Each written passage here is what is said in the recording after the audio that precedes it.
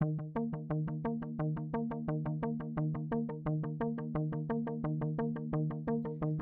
YouTube, welcome back for episode 2 of my PvP leadership series. This series is for videos where I give tips, tricks, and thoughts on how one might better build and run RBG groups in the World of Warcraft. So today, I was listening to a podcast on the way home from work, and I heard a quote that really struck me hard, and I thought to myself, this is so applicable to running RBGs. The podcast I was listening to has nothing to do with WoW, but I'll link it in the description anyways, just in case you're curious.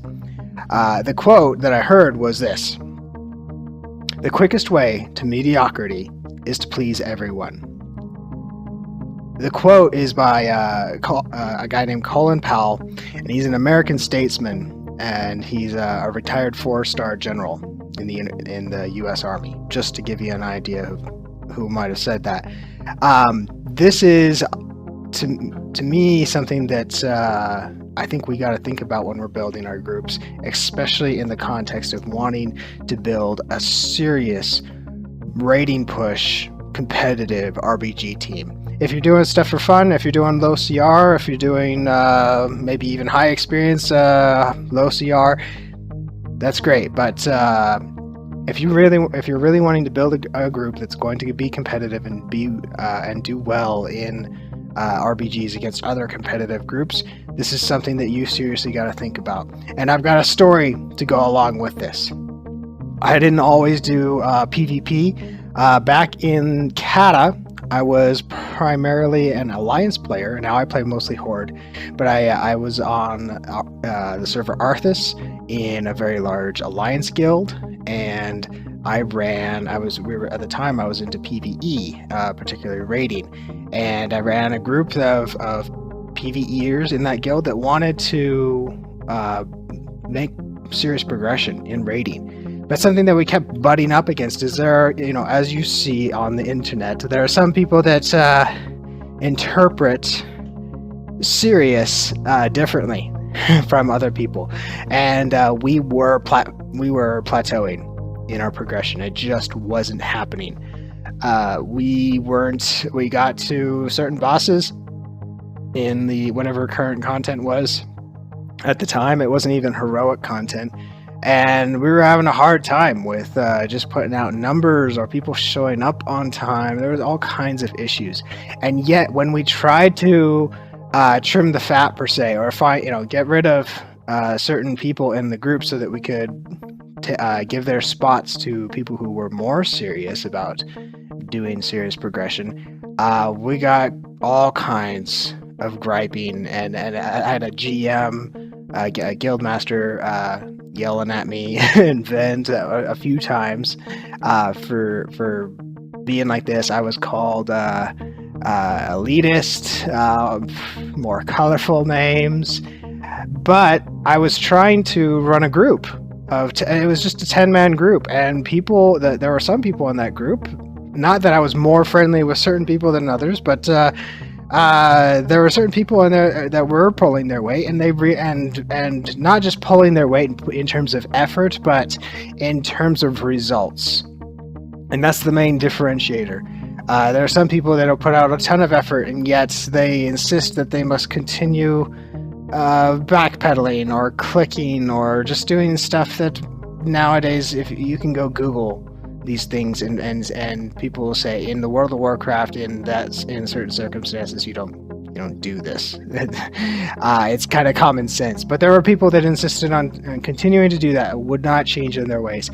And whenever I tried to get rid of them, to make the group better, the composition better, the skill level a little bit better, just so that we could make progression, all kinds of drama happened. There was this sense of entitlement, particularly in that guild, and I've seen this with a lot of guild groups, that people felt that by being in the guild, or by, they gave all kinds of weird reasons, contributing to the guild bank, gold, or farming fish or something, whatever it was, to support the raid, they felt that therefore they should be part of the raid. And to an extent, it's like, yeah, if you're helping us, that's great. But if you can't produce results during the raid and you're holding everyone back, as a group leader, I somewhat felt responsible for trying new things in order for the group to be successful. Because if we weren't successful, then the good people that were not only pulling their weight, but also producing results, and not standing in fire, or actually putting out DPS numbers or healing numbers, etc., etc., they would leave. And we'd get nowhere, and to just be in this endless cycle of recruit people, teach them the fights, or hopefully we didn't have to teach them the fights. Some people just refuse to watch YouTube to find this stuff out, or anywhere else. But it was rough, and doing so back then was a lot harder too. You didn't have a lot of the tools to go about finding people for certain situations. I think looking for group was still relatively new at the time. I don't know. I forget. But we just weren't going anywhere. And so finally, it was kind of rough, but I basically said to the people in the raid, in the group, I'm leaving. And I left, and I said, I'm not building a group, a guild. I'm just leaving, and I'm going out on my own. And if you want to raid with me, I'm starting a group at this time, on this day of the week. And the people that really were serious that I talked to actually came with me. And from that point on, something great happened. We actively told everyone that joined the group, we said, we will not put up with this entitlement crap. Anybody that joins this, if it's not working out for the good of the group, we're just going to say, for the good of the group, we got to try something else. And everybody that joined, we gave them this speech up front, and they all understood. If it's not working out with me and I'm the thing that needs to change, I'm not going to gripe about it. This is part of entry criteria. And that's all we had. There was no guild, there was no website, there was no signups, there was no calendar. We just had the set time, and we'd get on, and people had each other in their friends list. And I think I used an add-on for sending in-game mail to all those people if we needed to change something up. But from that point on, we actually managed to make some serious progression, and we got up to being, it was late in the expansion, and a lot of other guilds and groups had been going for much, much longer than our little pub group. But we did get to the point where I think we were 4th on the server, 4th furthest progression in terms of alliance, which isn't amazing, but for what we started with, it was great.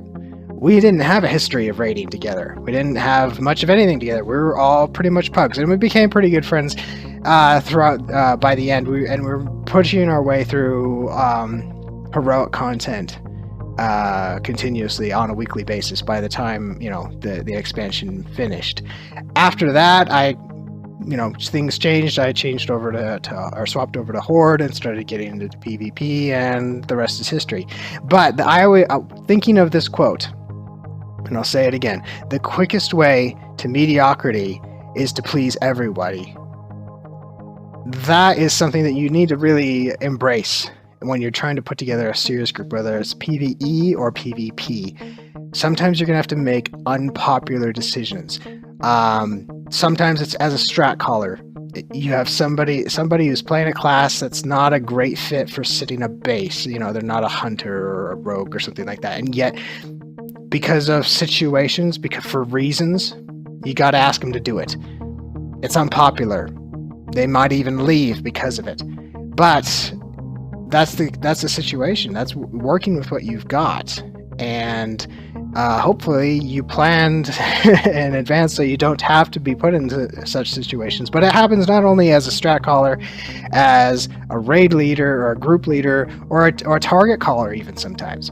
I don't want to go through all the situations that I can list. I can list a lot of them.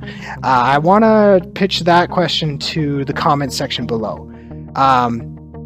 in your experience, what have you tried to do, and when you've tried to build groups, either as a strat caller, target caller, or just a group leader, you're the one that has lead at the time, and you're the one doing the pugging or building the group or organizing time to meet. What are unpopular decisions that you've had to make, and how did you handle them?